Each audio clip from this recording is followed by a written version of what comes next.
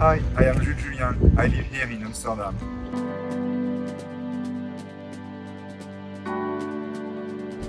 Hello, welcome in my home studio.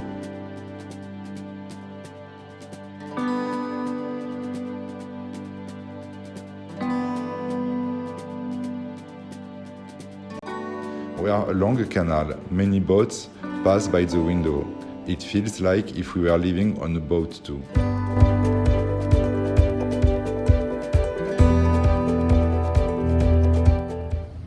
This is one of the pieces I have exhibited in my solo show Blackout in Berlin some years ago. It was a work mixing human shapes and liquid natural patterns. I love M&M's Paris since I am a student, so I am so happy to have their poster in my home.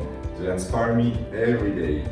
I have many Japanese art books on my shelters and novels in my books, from Soseki to Murakami.